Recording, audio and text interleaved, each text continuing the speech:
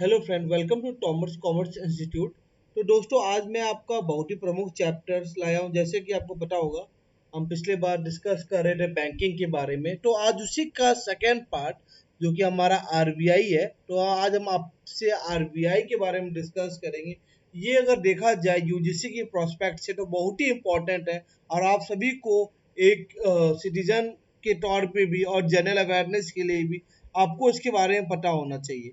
तो जी हाँ दोस्तों, तो मैं अब स्टार्ट करने जा रहा हूँ अपना चैप्टर आरबीआई। तो जो आरबीआई बैंक है, जिसके बारे में हमने आपको बताया था, इसका जो एक्ट है ये 1934 है, RBI act, reserve bank of India act 1934। But जो स्टैब्लिश जो ये हुआ था 1 अप्रैल 1935 को हुआ था, इसके प्रोविजन में हुआ था।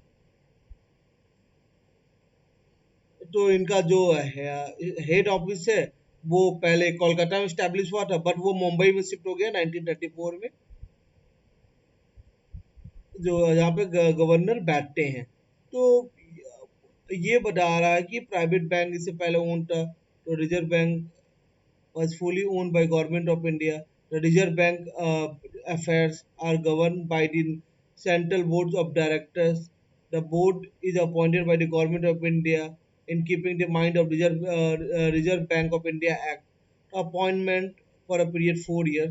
तो आज हम बेसिकली ये सब के बारे में आपसे बात करने जा रहे हैं। ये प्रमुख है।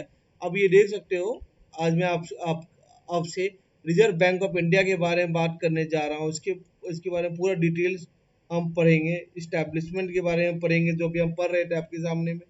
बोर्ड ऑफ डायरेक्टर्स के बारे में बात कर रहे थे।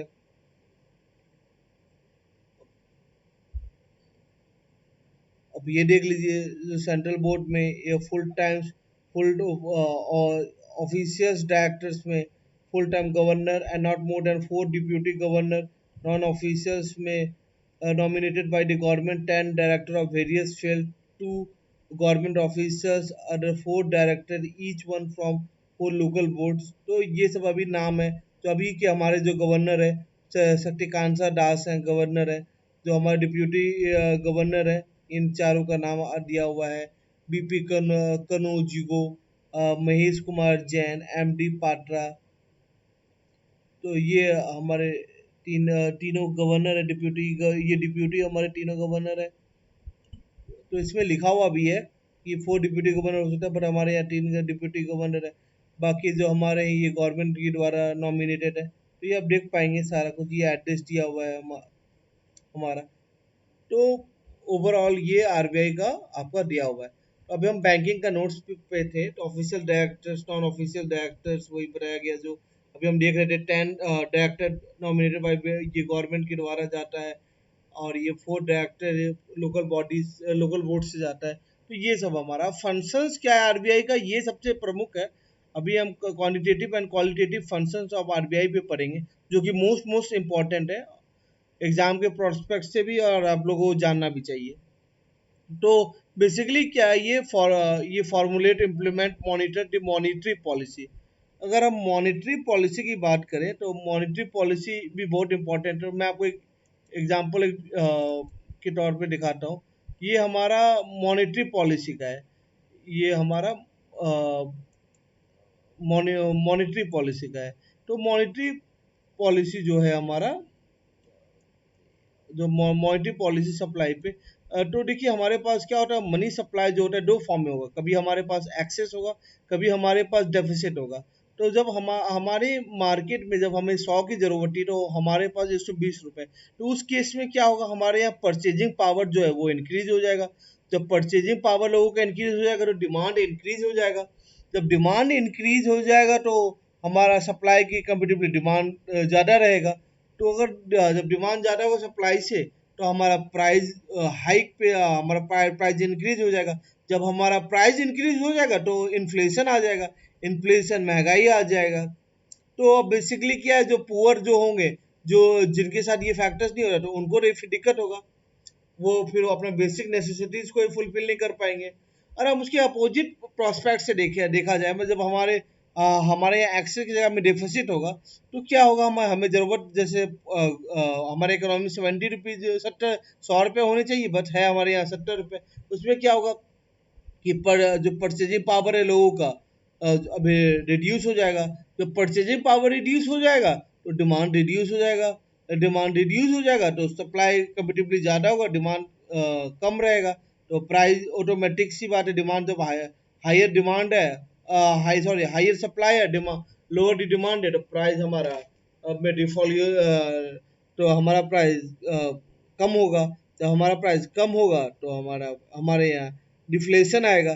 डिफ्लेशन आएगा तो उसमें क्या होगा, लेस प्रोडक्शन होगा, less production less GDP, less growth. तो ये मुझे लगता है इमेज के माध्यम से काफ़ी अच्छे से समझ में आया होगा। तो ये हमारा मनी मनी सप्लाई का जो हम बात कर रहे हैं अभी, जो अभी हम बात कर रहे हैं मॉनिटरी सप्लाई, तो ये एक प्रमुख रीजन है मनी सप्लाई का। तो आप हम देख पाएंगे, prescribe broad parameters of banking operate within a country of banking system. तो ये बता रहा है foreign exchange management act 1999, issue and destroy currency and coin for circulation, banker of bank, ये सब आपको पता होगा। Banker to government perform merchant banking functions for the central and state government, also act as their banker. Banker bank जो बात कर रहे हैं, बैंकर्स टू बैंक, ये है maintain banking account of all scheduled bank. तो ये सब बेसिकली हमारा है। तो अब हम हिस्ट्री ऑफ करेंसी के बारे में बताया गया। तो अगर करेंसी के बारे में अगर आपको ये जानना हुआ तो बेसिकली क्या है कि पेपर करेंसी जो है हमारे यहाँ ब्रिटिश इंडिया कंपनी के द्वारा इशू पहले हुआ था। आ, वो प्राइवेट बैंक में हुआ था 18th सेंचुरी में। 18th सेंचुरी में जो हमारे यहाँ पे आपको पता होगा, सबसे पुराना बैंक हमारे यहाँ कब कौन सा बैंक था, तो हमारे यहाँ बैंक ऑफ हिंदुस्तान था। 1770 में आया था, जो जो 18th सेंचुरी में है। तो हमारा 18th सेंचुरी में ही जो हमारे यहाँ प्राइवेट बैंक जो था, बैंक ऑफ हिंदुस्तान, उन्होंने अपना करेंसी इशू किया था। उसके बाद प्रेसिडेंसी बैंक है हमारे पास। तो प्रेसिडेंसी बैंक 1840 में, bank of Bombay, bank of Madras 1843 में, और बैंक ऑफ बंगाल 1860 में आ गया था हमारे यहाँ। तो ये जो हमारा 18th सेंचुरी में, तो वो सब पेपर करेंसी इशू करने लगे। It was only after Paper Currency Act 1861 the government of India was given monopoly to print currency। तो उसके बाद गवर्नमेंट के पास मोनोपोली आ गया, तो वो भाई पेपर अब वो पेपर करेंसी बना सकते हैं, प्रिंट कर सकते हैं। The government of India print currency until the RBI, जब तक आरबीआई स्टैब्लिश हुआ था तब तक गवर्नमेंट ऑफ इंडिया के पास ये रिस्पॉन्सिबिलिटी था। तो आरबीआई जो है अपना, RBI has the tasking issue managing and distributing of currency coin is managed currency in India on the basis of RBI Act 1934। तो ये बेसिकली कुछ कुछ नॉर्म्स दिया हुआ है। The government on the advice of Reserve Bank decide on the various denomination, the RBI or the coordinate with the government in designing of banknote including the security features।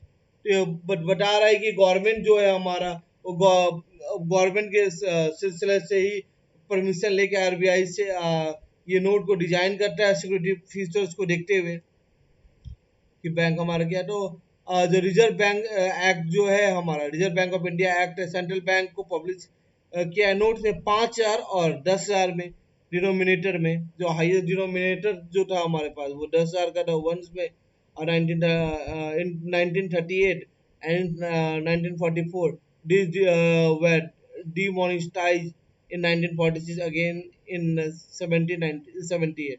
तो 5 रुपए का first currency issue किया गया था RBI के द्वारा 1938 में। इसके में पोर्ट्रेट जो था जॉर्ज 16 जो है उनका पोर्ट्रेट है इसमें बना हुआ। तो ये सब प्रमुख प्रमुख बातें हैं। मुझे लगता है ज़्यादा इसको अब डिटेल में जाऊँ तो यहाँ तो ये वीडियो लंबा हो जाएगा, तो मैं इसको ज़्यादा लंबा। अब करेंसी फ्लो के बारे में बात करें तो करेंसी फ्लो के बारे में बात, प्रिंटिंग प्रेस से ही आरबीआई ऑफिस जाते हैं, आरबीआई ऑफिस से ही करेंसी चेस जाता है, फिर करेंसी सेल से ये बैंक ब्रांच फिर पब्लिक के पास जाता है।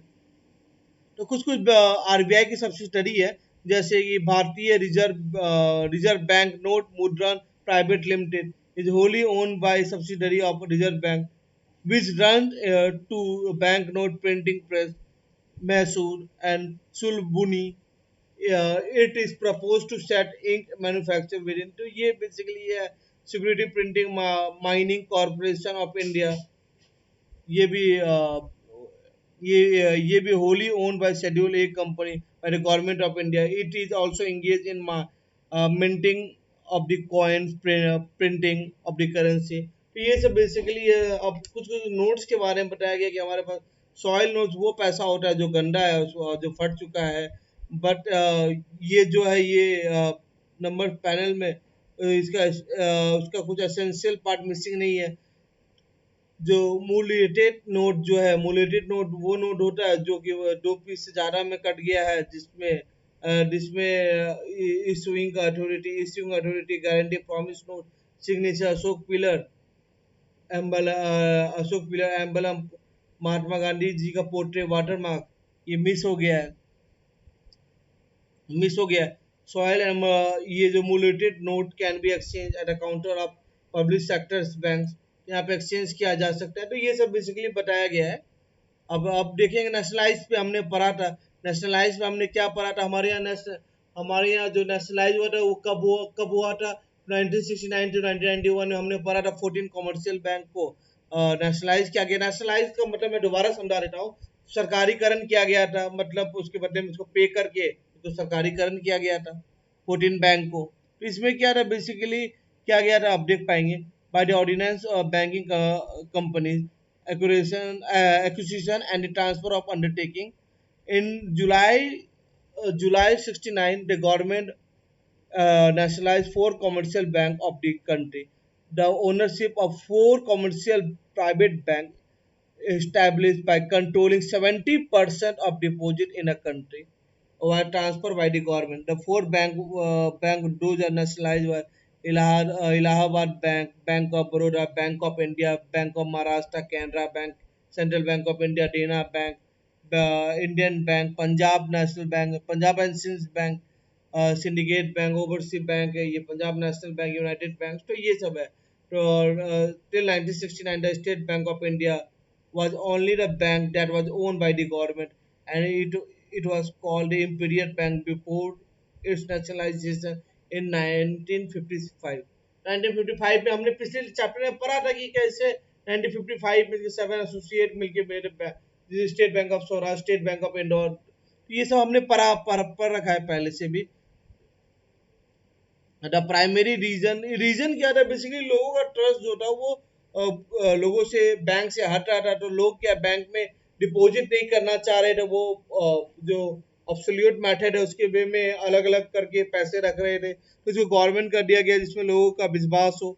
अभी हमने मॉनिटरी पॉलिसी के बारे में पढ़ा था, तो मॉनिटरी पॉलिसी जो है जो आरबीआई का जो मॉनिटरी पॉलिसी है, तो ये 1934 में तो RBI act 1934 provide in power 6 member committee, तो मॉनिटरी पॉलिसी कमेटी जो बना है वो 6 मेंबर की है, जिसमें 3 आरबीआई से है और 3 गवर्नमेंट ऑफ इंडिया से है।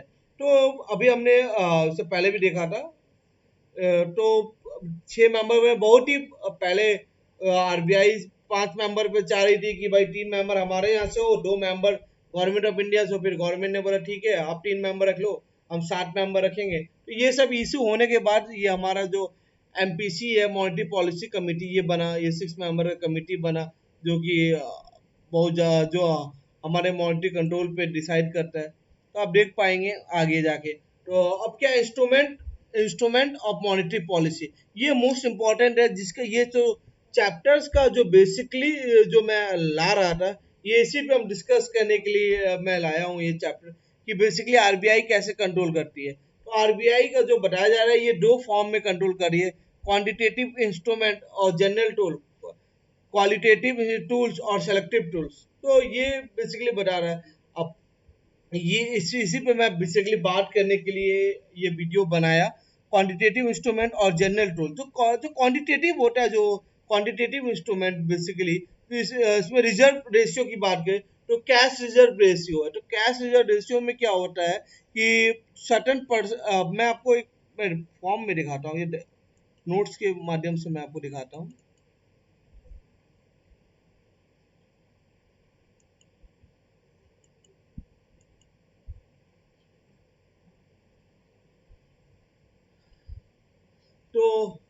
ये आप देख पाएंगे, ये पब्लिक है, ये पब्लिक बैंक में पैसा दे रहा है, ये बैंक है। बैंक क्या करती है, ये पब्लिक जो है ये बैंक में ये जो बैंक में ये, हाँ, ये जो पब्लिक है ये बैंक में क्या डिपॉजिट कर रहा है, ये बैंक में, हाँ, सॉरी,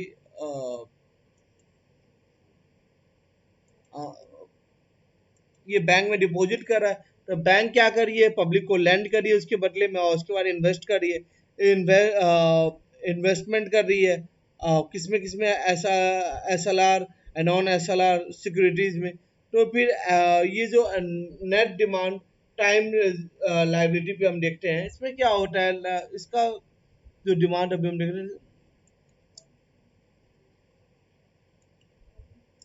देख रहे थे,